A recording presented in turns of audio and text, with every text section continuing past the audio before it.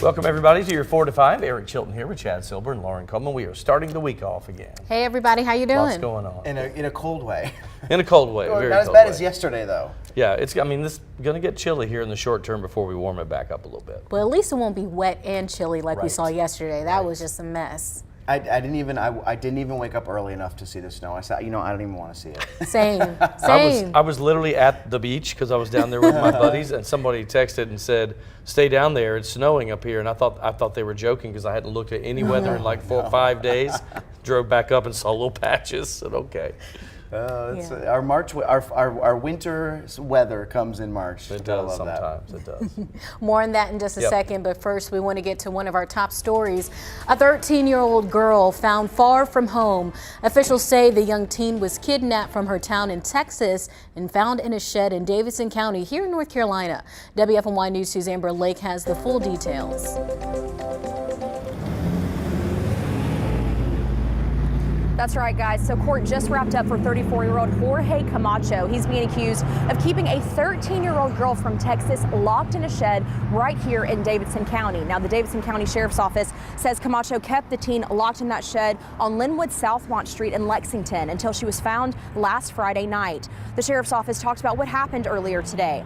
Investigators said the 13-year-old met Camacho online and talked through social media.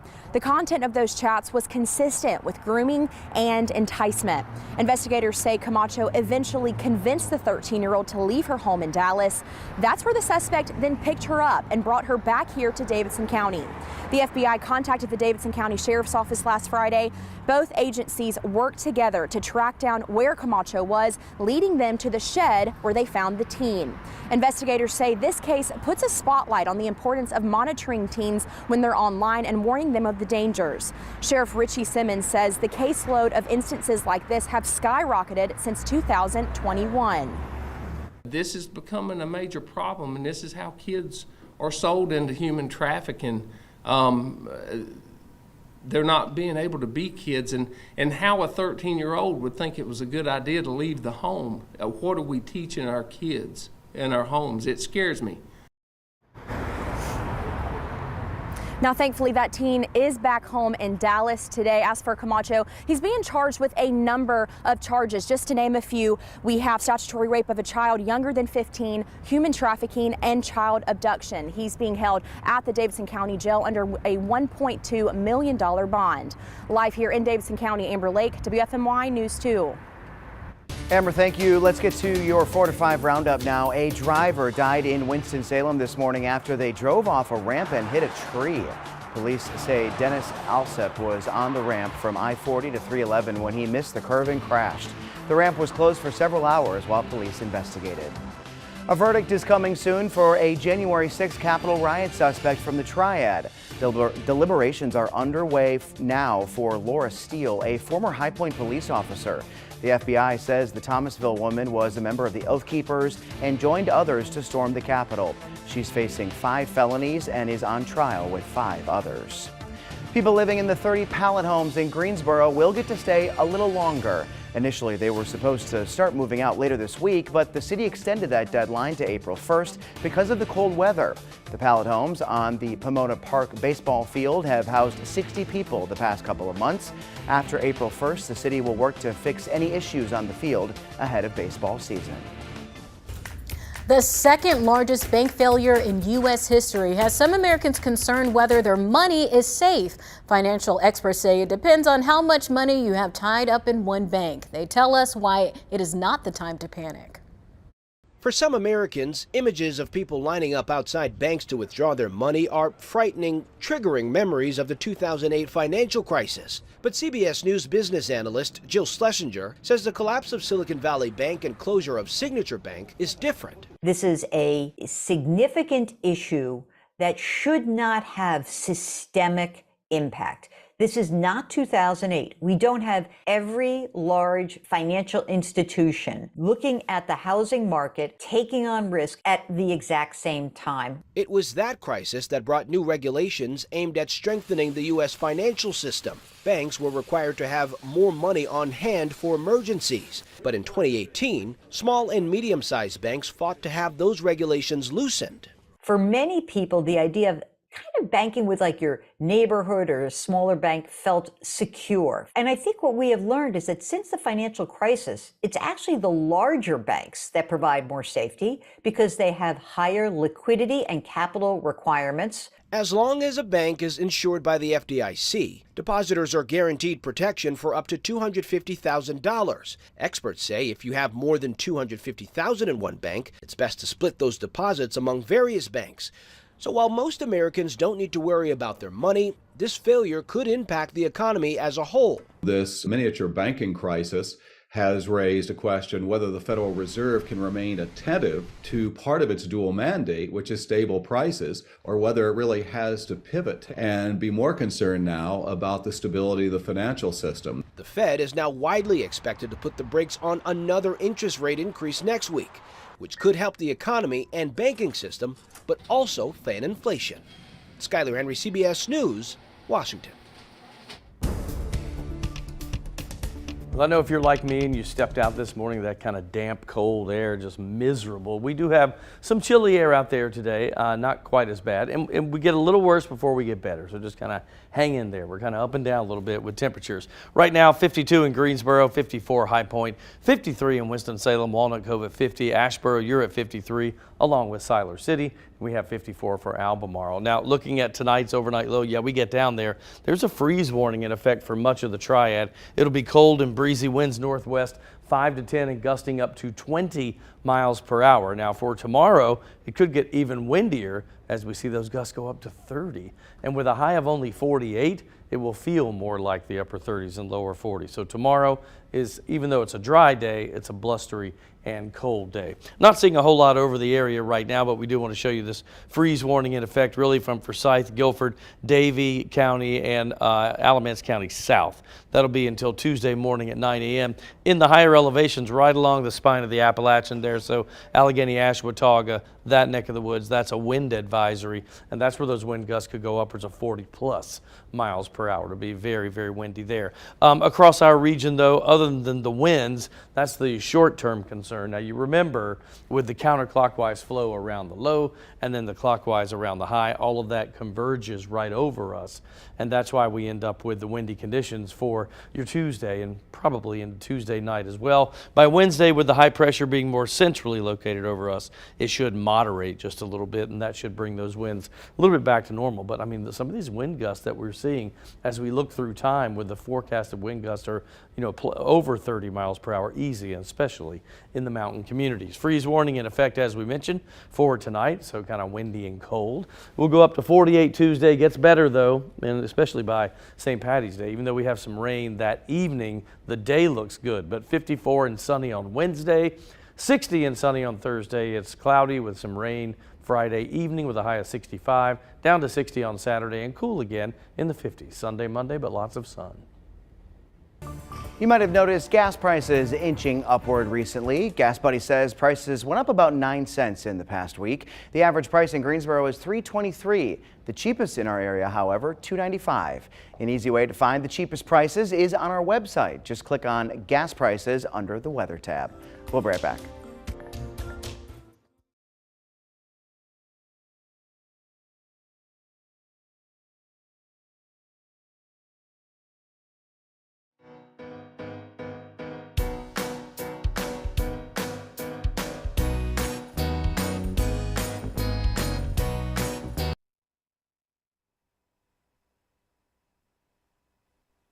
All right, I am talking about comebacks. Why it's important to do it. How it can change your life. No, there is no echo on my end.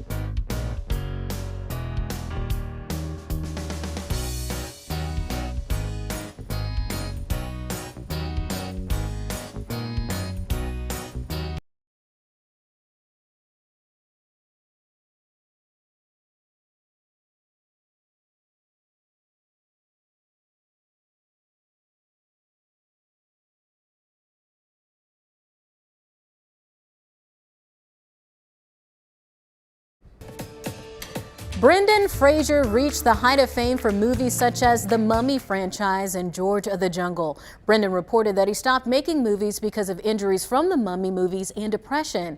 Last year, Brendan returned to the big screen in Whale, a film about an obese man who wanted to reconnect with his daughter. At last night's Oscars, Brendan won the Oscar for Best Actor in Whale, and this is what Blanca Cobb, who has a master's degree in psychology, and I are talking about today. Making a comeback. So Blanca, let's get right to it. Is it important to make a comeback? And if yes, why is that? Making a comeback is so important. Look, when life throws you lemons and you make lemonade, what are you doing? You're taking control of your life. You're figuring out your own destiny. It also takes courage not to just live in that setback. You develop a tough skin, you develop resiliency, and also you give other people hope. When you just turn the tide on your life and you make that comeback, other people are sitting back watching and you're giving them courage to say, hey, if that person can do it, then I can do it. Love it, love it. So how do you go about making a comeback? It all starts with this mindset. It's no victim mentality. You say to yourself, you know, I deserve better than what I was given, and I'm going to figure out how to do that. So then you have to sit back and say, okay, what was the setback? Why did it happen? And then what do I want to see? Then reality check comes in. This is where you have a dose of self-honesty. What did you do to contribute to that setback? That information is important, so that way you're moving in a different path. You don't make the same mistakes. Then you have to make a plan. What is it that you have to do to turn that tide, to move in a different direction, to succeed? Then you want to put a timeline on it. If not, you don't want to drag on for years and years and years, because then you're going to lose momentum and you're going to say, oh, it's not worth it. And then you know what? You got to commit to it. You know, making a comeback is a great thing. A lot of people want to do it, but it's not easy to do. So what can get in the way of making a comeback?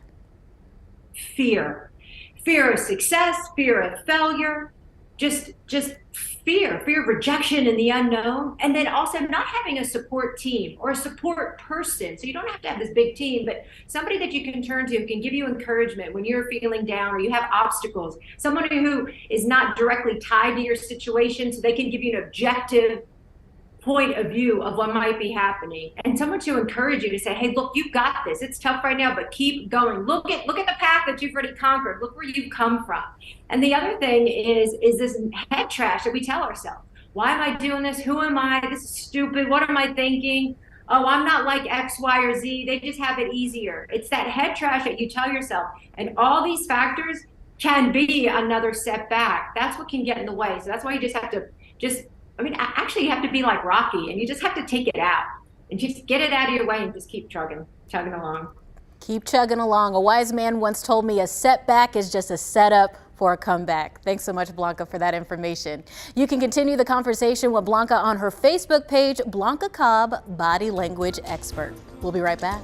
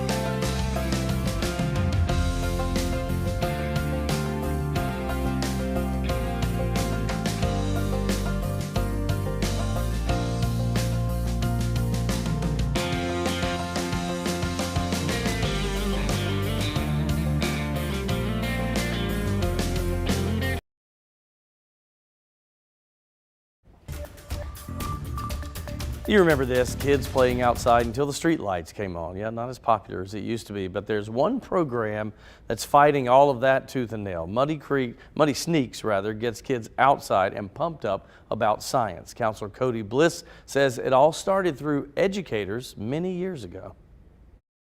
They saw a need for students to have access to their natural surrounding areas and these public lands.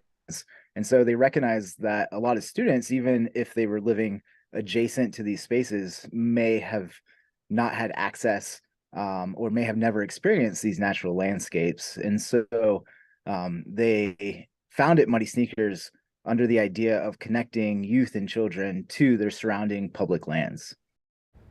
Cody says getting kids away from screens, of course, very important, but he also says it's important to take in all the nature, but do it all through the lens of science. The students are really out there using different child-led or student-led science inquiry activities. And so a lot of times they're out there learning about topics such as forces in motion. But instead of sitting in a classroom and learning about this in one very direct way, they're out there doing hands-on activities and a lot of experiential learning using different activities such as hanging a bear bag, and they get to learn about friction, they get to learn about force and different scientific principles. So it's good on so many different fronts. Getting kids outside, getting them kind of dirty so they can get into it and figure it out. But they were science educators, and they just said we need to start something like this. Apparently 5th grade, which I did not realize this, but 5th grade is kind of like where they've done studies that kids will either say I like science or I don't by 5th grade. So their goal is to have every 5th grade class in North Carolina have a chance at least at one of these outings to see where they fall. Especially when we talk about STEM all the time and STEM programs. This is a great way to get kids involved and interested in that. And when I was in school, when I had the most fun is when it was interactive learning. You know, it's one thing to read a book, but when you can go out there, get your hands dirty and put your hands on it, that's when you take in most of the things that you're learning. And it's so cool. I mean, nature is so neat if you just take a chance to look at some of the different things. I mean, and for people who live in a big city who don't get to get out in natural nature, you know, it looked like they were really out there. Yeah, they're out there. And in fact, all those images were from today. They did, did one today. And I believe the quote was 75% of the cost for this program is funded by donations. They're a nonprofit. So they usually offer this either at no cost for kids or reduced costs if they can. So it's a good organization. I think it's such a great program because we're always talking about how the kids are stuck on the game or inside, but what a fun way to learn and create some future scientists. It's easy to remember, muddysneakers.org. That's easy. A cool name. Cool name too. Easy enough. All right, let's see if we have any of those mud puddles in our future. Yeah, we had some, didn't we, the other day?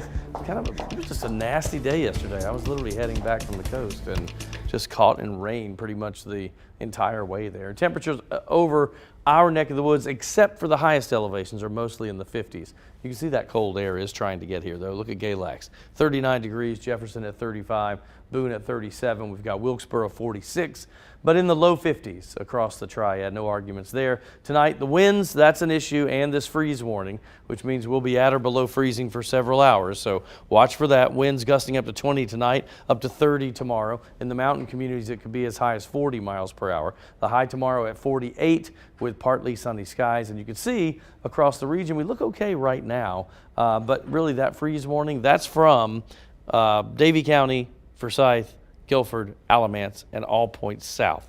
Then we have the wind advisory for our highest elevations in the mountains, technically up and out of the viewing area, but Sparta, neck of the woods, and maybe over to Boone. 7-day forecast. All right, cold and windy tomorrow. 48 degrees, 54 and sunny Wednesday. That's not bad. Here we go, getting better. Thursday, sunny and 60, 65 on St. Patrick's Day. Friday, that's a 50% chance of rain, but it's in the second half of the day. So if you have anything going on outdoors in the first part, you should be okay. Maybe a morning shower and then a clear out Saturday and 60. Sunday and Monday, lots of sunshine and 52 and 54.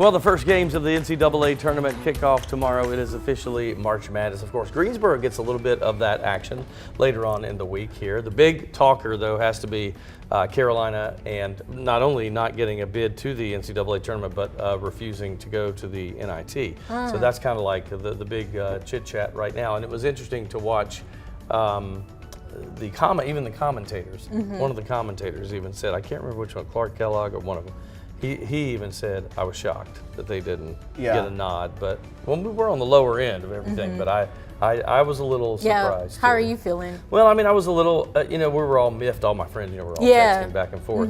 I think the bigger shocker, and Chad dealt with this on social media, is refusing to go to the NIT, which is usually the other tournament.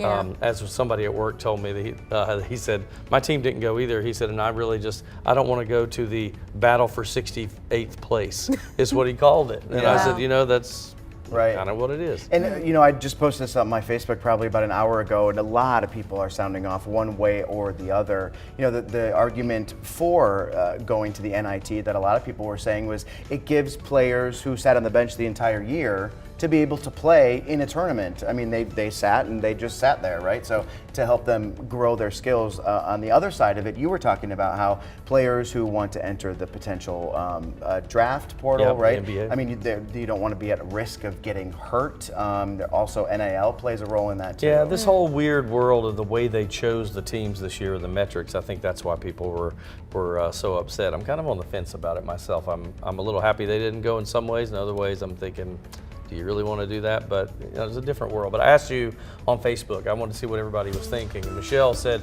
I'm a lifelong Tar Heel fan, and I always cheer for the ACC after the season ends and NCAA tourney time. I will be cheering for Bama as well because I have been there and have visited there, I guess. Sarah said, NC State and UVA now.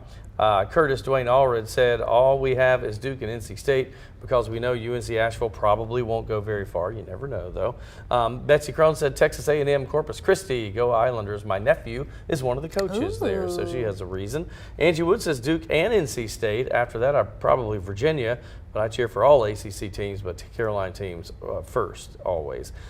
Michelle said anybody but Duke. She didn't even say Duke. She said anybody but Duke. Well, we know who she was originally going for. I think she was probably going for the Heels. I went through my bracket, and I went Arizona the whole way, and that's not really a lot of people would not say that, but I went with that. I thought they were interesting. I mean, that's the great part about the bracket, though, right? Like this is your bracket, and it don't matter what anybody else thinks. And because March Madness is so maddening sometimes with the games, you just never know who's going to win. I'm saying Virginia. That's my alma mater, so I'm going to go UVA all the way. Wahoo wah. That's what I'm going to do. I heard a stat this morning. It said there's a 1 in 5 quadrillion chance that you would pick the perfect bracket. What if I did? Wait, but listen to this, quadrillion. But there's also a 1 in 7, it's a 1 in 7 quadrillion chance that you'd get this right. It's a 1 in 5 quadrillion, so better odds that you would pick up the same piece of sand that somebody on the earth that someone said you would pick up.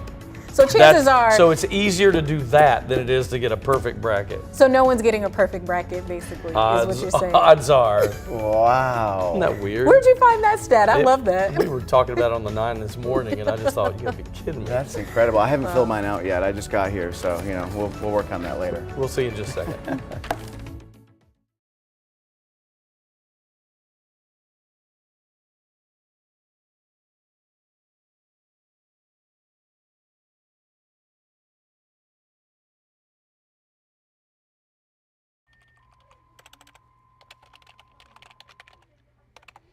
Hey, am I in this first A block? Yes, ice cold milk and an Oreo cookie?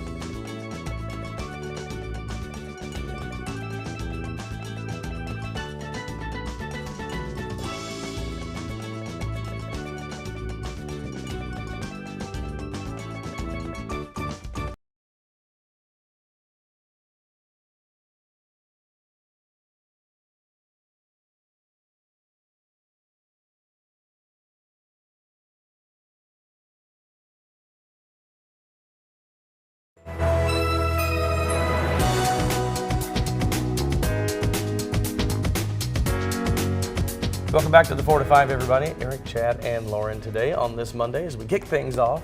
But we're halfway through the show, so we really can't say it's the start of Monday.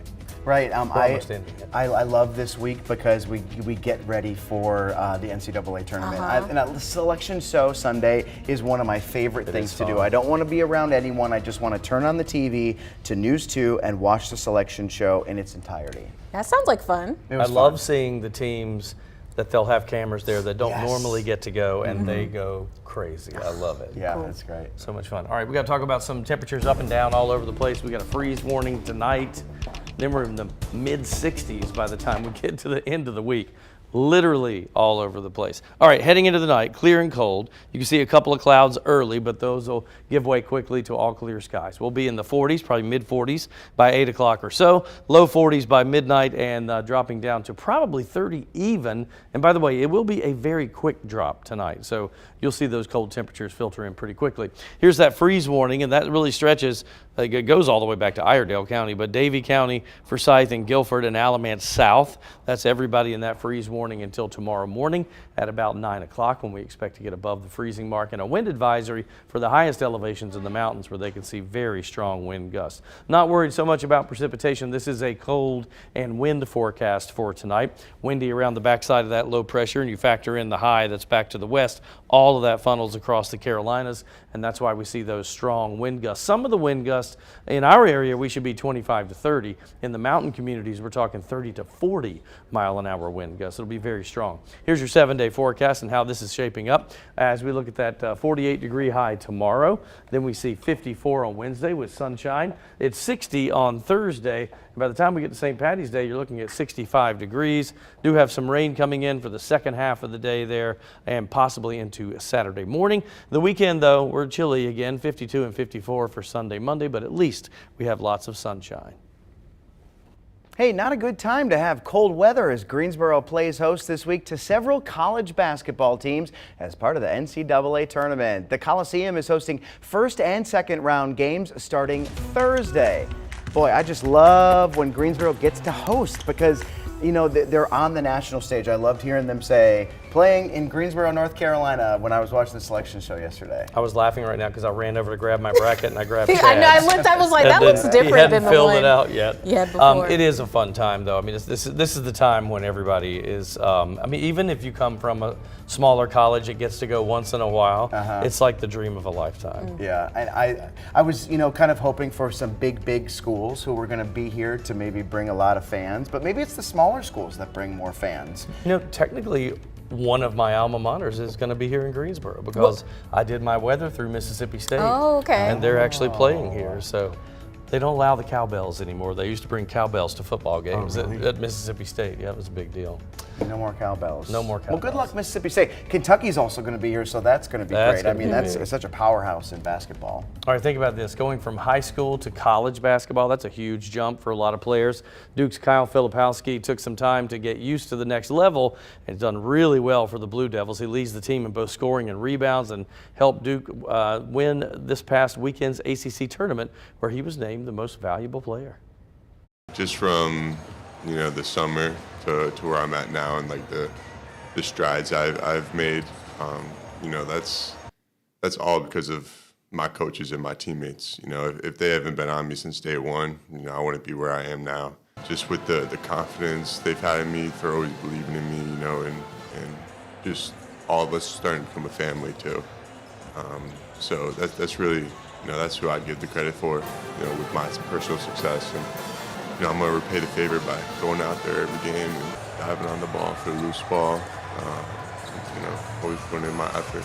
Yeah, I have a ton of trust in him. I promise you I wouldn't draw it up, you know, for him if I didn't. He wants to win.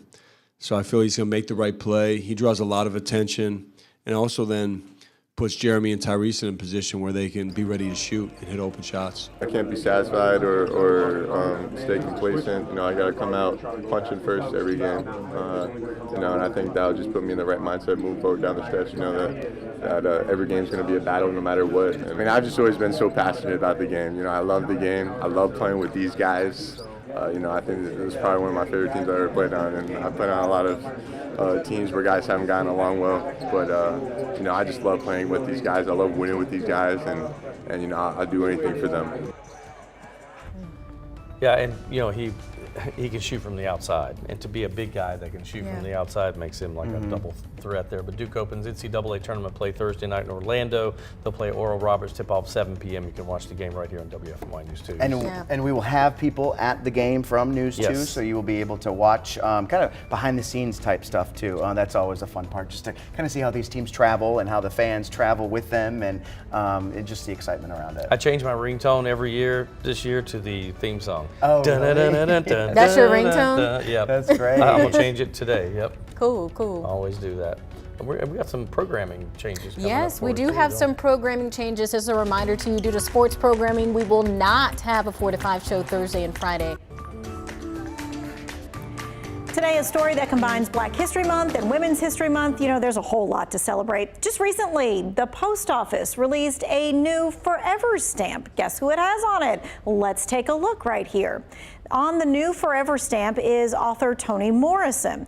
Now, of course, you know her as the Nobel Prize winner, Pulitzer Prize winner. She's known for books as The Bluest Eye, Song of Solomon, and Beloved. Morrison achieved both bestseller status and critical success as well. Hey, just last week, U.S. Supreme Court Justice Ketanji Brown Jackson came home to South Florida to celebrate the renaming of a street in her honor in the community where she grew up. I hope that people who are driving by might have a moment of reflection about what it means that a person from this neighborhood and someone with my background could take what this place has to offer and be well equipped enough to then go out into the world and do what it takes to not only become the first Black woman to serve on the Supreme Court of the United States, but also the first former public defender and the first, thank you, and the first Associate Justice who is from the great state of Florida. A lot of woohoos there, but I think when we think of women's history or we think of Black history, we think of people from way, way, way, way, way back instead of like right now. Right, well, you use the word history, so yeah, you think history, but I mean, every day we hear about it and we tell our viewers about history being made in all these different ways. And there's a lot of movers and shakers right here in our own backyard that are doing a lot of big things too. That's What a right. great speaker, by the way, she was. Oh, She's yeah. just such a great orator. Yeah. Fantastic. So I saw an example. Picking a person from right here, right now for a school project. I want you to check this out. Is she not the cutest? This is Victoria. She's a first grader, and her Black History Month project highlighted Dr. Sandra Hughes, WFMY News 2's own living legend, of course. She's got the microphone there. She's got a clipboard full of facts, and I love that she picked Sandra. So did I, and that microphone. I know, that's so cute. I love it. I love it. So cute. It has to make Miss Hughes feel great to see all these young people looking up to her and people in the community saying, I want to be like her one day. It lets her know that, she's done her job to be an inspiration. And I love all the stickers. I saw her A&T sticker up there and a picture of Sandra. Yeah, it's nice. And I sent it to Sandra as soon as I saw it because I thought this is the cutest thing, and Sandra just loved it. So I got to talk to Victoria and her parents about this whole project thing, and Victoria was like, I've never met Sandra Hughes, and I'm like, would you like to meet Sandra Hughes? And she's like, yes, tomorrow. Well, I was like, well, I don't know if I can get everybody here tomorrow, but you know what? I can get everybody here tonight. So it's going to happen tonight at 6 o'clock. Wow. We're going to bring the two together. Victoria and Sandra get to meet face to face. That's going to be awesome. Live right here on the air. Right here in the studio. She's going to meet Sandra Hughes and maybe ask her, something or the other, and kind of interview Sandra for sure. I know. I wouldn't even like to interview Sandra. That's a big deal. Right? But Sandra can answer anything and talk about anything. She's one of these people who just loves other people. And she's a storyteller, too. Oh, she yeah. can tell stories like nobody's business. Yeah, she makes you laugh. What did Sandra say about it when you told her? She just thought it was the sweetest thing. She's like, I am humbled that someone would do that. And isn't that a sweet response from Sandra? I am humbled that someone would do that. All right, so Victoria's just too cute. Plus, Sandra's going to be in house, so don't miss it. It's going to happen at 6 o'clock. Ooh, we are excited about that. Hey, we are getting a better idea of the significance of TV and movie productions in our state. The State Department of Commerce says television and movie producers spent more than $258 million in our state last year, creating 16,000 jobs. They filmed more than 70 projects, including series like Hightown and The Summer I Turned Pretty. There also were filmed episodes from popular series in our state like Diners, Drive-Ins and Dives and The Outer Banks. And speaking of North Carolina movies, you could have the chance to be in a movie with some major names. Flat Rock Playhouse in Asheville is hosting a casting call for the new movie Summer Camp, starring Diane Keaton, Kathy Bates, and Alfred Woodard. They're looking for actors and actresses from the ages 12 to 80. Background talent is needed through April and May. And get this, the position is paid.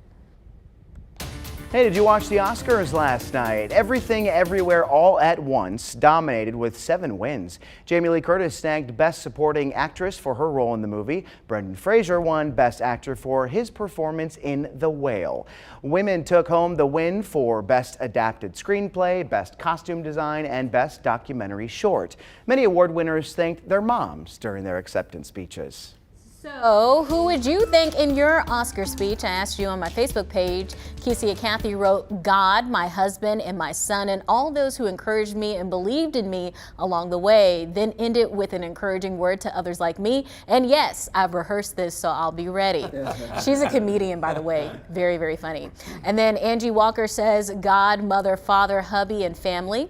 Javon Brown, God, mom, and the people who made it possible, and the fans. Christopher Limeberry actually says, I wouldn't be giving you an Oscar speech, Oscar thank you speech. They can't handle all of this charisma and good lookingness. Therefore, I wouldn't be winning an Oscar. I thought that was Good really, lookingness. really I like funny. it. That's Yeah. great. I love that. So I have been practicing You my okay? Oscar You're speech right. since I was a little girl because I do plan to be a star one day. But I'm definitely going to give thanks to God because he guides my life. first. And then I'm going to thank my parents for, creating me into the woman that I am today, teaching me hard work, discipline, and creativity. And then I'll thank all the fans out there who, have been able to support me. I think Thank you're you, right. I thank think you. you got everything in order. I will throw in my high school drama teacher who played a huge role in what I do now. And then my best friends growing up, my friend group growing up, because from being from a small town and having kind of that same core group all the way through, that was a big deal to me. I looked at it as if I were to win an award for what I do now, not for this. acting. Yeah, Okay. so it would be definitely my parents. One of my uncles, who was a former communications professor, helped get my demo reel together after college and really just kind of helped direct me in the right path. So I would say those for sure. And any previous news directors who taught me a lot of Way to things. manage up. I know, right? I was like, okay. I have had some news director. There have been a few in my life that have made big differences. Yeah. One general manager too. Very good. Same. All right, coming up, as we just mentioned, a huge night for Everything, Everywhere, All at Once. We're going to have Manning Franks look at this film and tell us all about it next.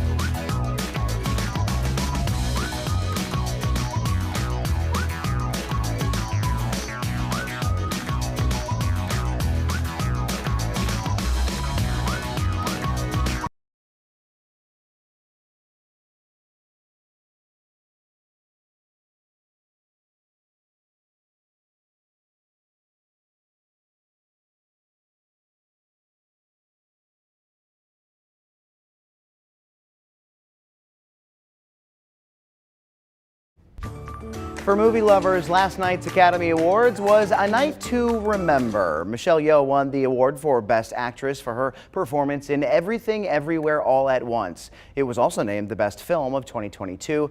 The movie claimed 7 awards last night, including Jamie Lee Curtis for Best Supporting Actress. Our movie critic Manning Franks has a review of the film.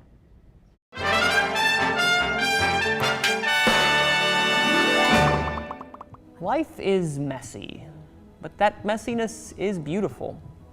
We experience a cherished sliver of existence in the grand scheme of things. We're very minuscule. But in that same existence, we can impact thousands of individuals, creating invisible strings that connect us to so many. Those bonds that we create, they can transcend time and space, and sometimes we need to travel time and space in order to be reminded about why we are here on this earth. That's the form of optimistic existentialism that the film Everything Everywhere All at Once has left me with. An inspiring message that is in a weirdly vibrant pill to swallow. I'm not your husband. I'm another version of him from another universe. I'm here because we need your help. Very busy today. No time to help you. In Everything Everywhere All at Once, Evelyn has been unhappily running a failing laundromat business with her husband and daughter for years. She longs for something more and wishes her life may have turned out differently from the mundanity of her existence. In a bizarre twist of fate, Evelyn is swept up in a multiverse-spanning adventure at the IRS building, where she alone can save the world by connecting with the lives she could have led in other universes. Don't let anything distract you from it. An ode to the messiness of life, Everything Everywhere wears its heart upon its sleeve from the get-go. I'm not exaggerating when I say that there is literally something in here for everyone. Kung fu, a deeply rich story about love, a ratatouille joke. It's literally got everything. Even with its absurdist elements and the interdimensional traveling, Everything Everywhere remembers that at its core, it's a film about the unbreakable bond of family and finding the extraordinary amidst the mundanity. It's undeniably chaotic and excessive in its presentation. However, that's part of the point. The directing duo known as Daniels know exactly what the unique voice of this film is and confidently invite you, the audience, to come along on this satisfying journey. To help on that journey in particular, Michelle Yeoh leads an astonishing cast. But it's her struggles and subsequent character arc that douses the film with its love for our own humanity. Everything Everywhere All at Once is a shining pinnacle of the possibilities that the marriage between imagination and cinema can offer. An overloading of the senses that is equal parts visual feast and nuanced exploration about what makes life worth living. And yes, I totally cried for the last 30 minutes of the film. I'm giving Everything Everywhere All at Once an ecstatic News 2 approved. You can find the film still in theaters, able to be bought digitally, and available to rent on July 5th.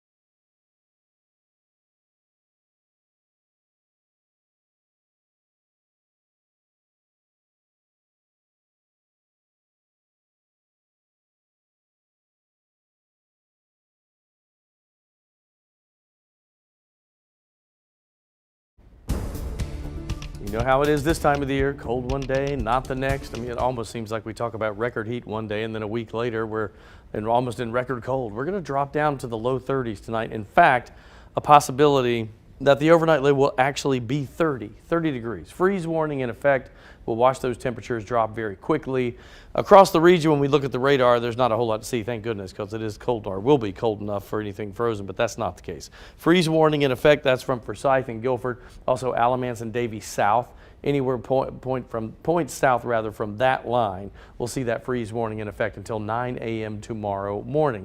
Go out to our wider shot, not a whole lot there. We're kind of caught between a low pressure north and east, then a high pressure coming in from the northwest. That means all that wind funnels in over the triad, and we get wind gusts upwards of 25 to 30 tomorrow. In the mountains, it could be 30 to 40 mile an hour wind gusts until things finally settle down once that high pressure comes into place and just kind of sinks in and settles that wind gradient down. Here's what the 7-day looks like.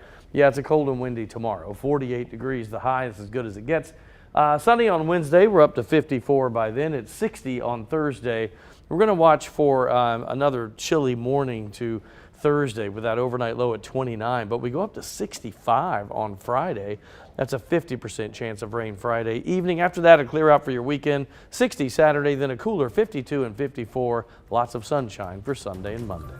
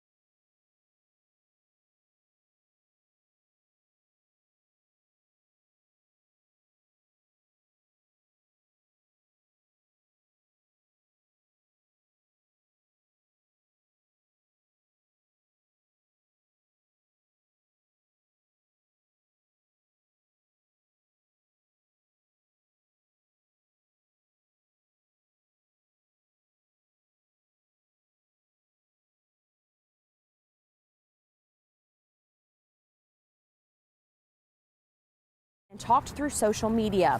After what investigators say was consistent grooming and enticement, Camacho talked the teen into leaving her home in the Dallas area. How did he put that?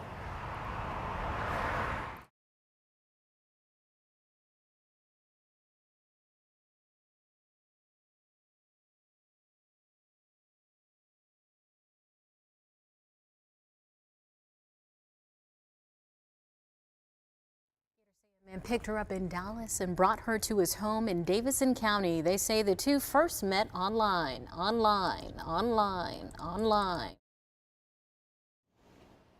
Hello, this is a mic check for you. 1, 2, 3, 4, 5. Monday, 1, 2, 3, 4, 5, 6. Hi, Brett, 1, 2, 3, 4, 5. Sorry for the last minute change. I just saw it at that second. I apologize. I will think ahead of time next time. Okay. Ice cold milk and an Oreo cookie, they forever go together.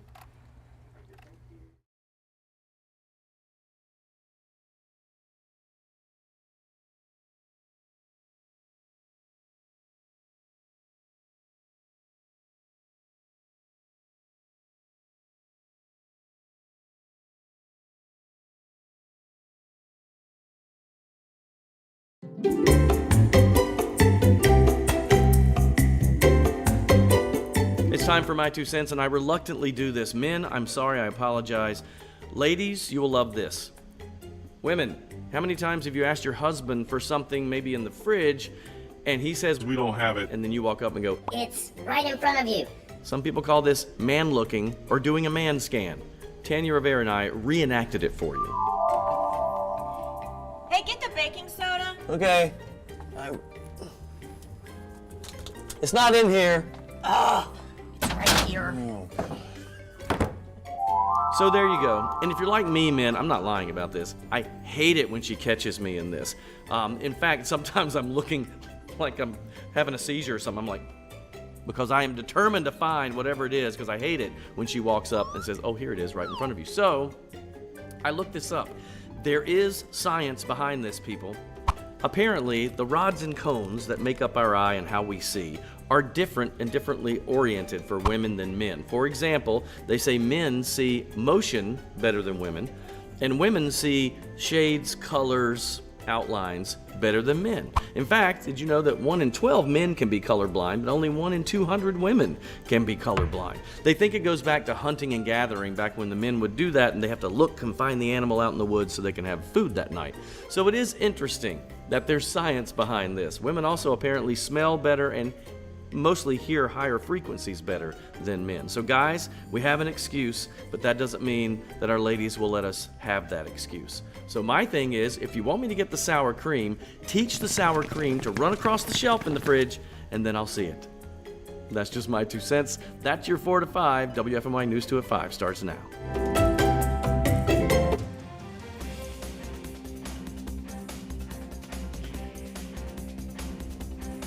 An alarming discovery. A missing 13-year-old girl found locked inside this shed in the Piedmont Triad. Investigators say a man picked her up in Dallas and brought her to his home in Davidson County. They